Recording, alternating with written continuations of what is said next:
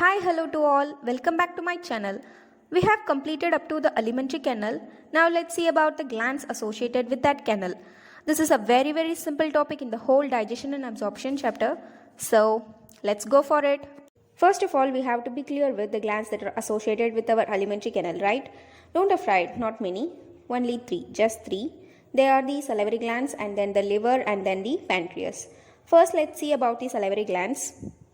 Secretions of these salivary glands is called as saliva, and we need saliva for mixing it with the food so that we can easily pass the food through the esophagus, right? Yes. So for that saliva is needed. And there are totally three pairs of salivary glands is present in a human. They are the parotid and submandibular and finally the sublingual. First is the parotid. Parotid you can see in this diagram. Parotid is the largest salivary gland. You can compare their sizes. The parotid is the largest salivary gland among these three pairs of salivary glands, right? And it is present near to the cheeks. You can see in this diagram, yes, it is near to the cheeks. Next is the submandibular. Mandible is the name of the bone of lower jaw, okay? So submandibular means below the lower jaw. So this salivary gland, submandibular salivary gland is present below the lower jaw. And at earlier times, this submandibular salivary gland is also called as submaxillary salivary gland because maxillae means bone of upper jaw, and at earlier times it was used to call as submaxillary, which means it is present below the upper jaw. But nowadays it is perfectly called as submandibular, which is its exact location, right? Next is the sublingual. Lingual is a word related to language for speech for which we need tongue. So it is indirectly denoting the tongue. Lingual indirectly denotes the tongue, right? Here the sublingual means this salivary gland is present below the tongue, okay? That's all. So we are done with the locations of these salivary glands. Very important point is here. These salivary glands are present outside the buccal cavity. Means they are not present inside the buccal cavity. Inside the buccal cavity only the teeth and tongue are present. Outside the buccal cavity all these salivary glands are present. Okay. So for transporting the secretions of these salivary glands, which are called as saliva, they have tubes, and those tubes are scientifically called as ducts. Okay. So now let's see about the ducts. Each salivary gland have their own duct and names. First is parotid, which is the largest one. Yes. Duct of parotid is named as Stenson's duct. Next is the submandibular, and the name of its duct is Wharton's duct. And final is the sublingual, and the name of its duct is Rivinus duct. Okay. Now I have a hint for you to remember all these ducts. Okay. First see Stenson. Stenson is there. Stenson is the duct of parotid. Yes.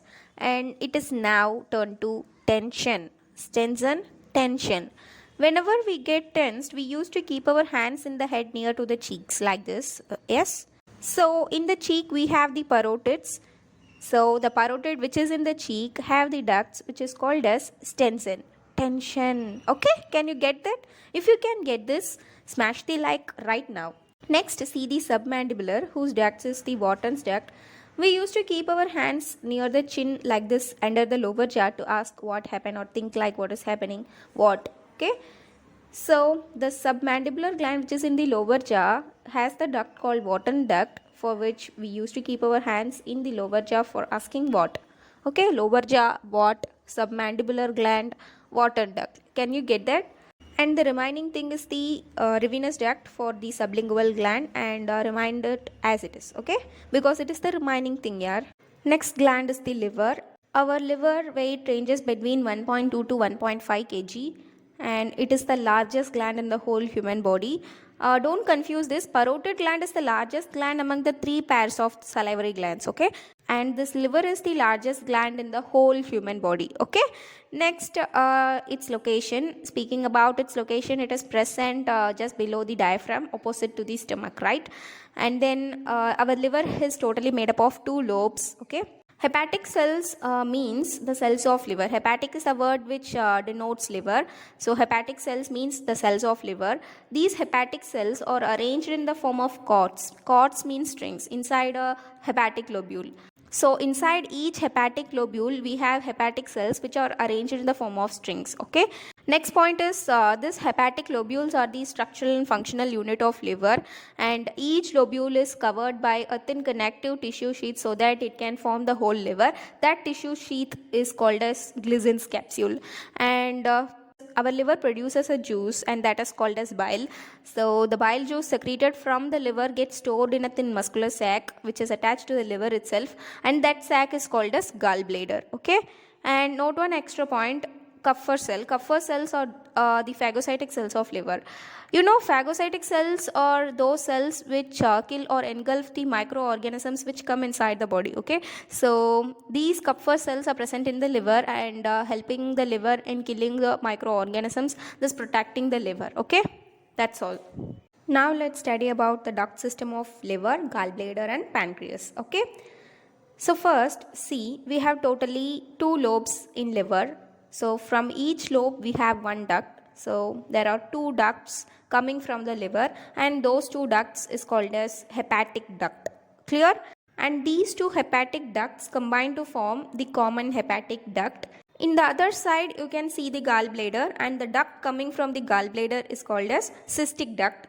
Now this cystic duct and the common hepatic duct combine to form the common bile duct, and this common bile duct combines with the main pancreatic duct to form the common hepatopancreatic duct. And finally this hepatopancreatic duct opens to the duodenum, which is the starting part of small intestine, right? So this is the duct systems. How do you feel now? So confused? Feel like want to quit the video? Don't do that. Let me simplify it. See, here I have simplified the duct systems of the liver, gallbladder, and pancreas like this. First, see, these two pink lines are the hepatic ducts. These two hepatic ducts are coming from the each lobe of liver. Okay, and these two pink lines are combining and joining to form that purple line, and that is the common hepatic duct. It is the common duct for both the hepatic ducts. Clear? Can you get that?